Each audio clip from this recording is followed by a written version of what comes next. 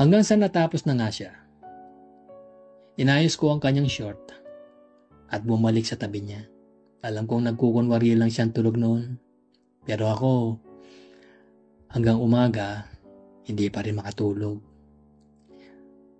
Sa kakaisip sa nangyari sa amin kagabi, napapangiti ako habang iniisip ang mga nangyari sa amin ni Ramon.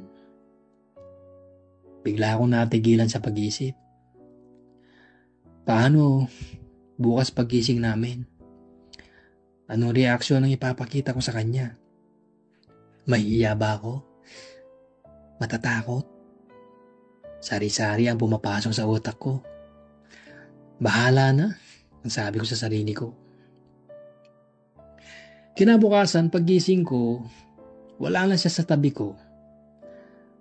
Nakatulugan ko na rin kasi sa sobrang pag-iisip. Bumangon ako, pasado 6:30 na. Inayos ko ang higaan namin, pinag-inuman, at sinara ang kanilang bahay. Hindi naman kasi nila yon nilalak dahil nasa tent ang mga mahalagang gamit nila. Pagdating ko sa bahay, nag-almusal ako bago ako magwalis-walis. Nakita ko ang mama niya.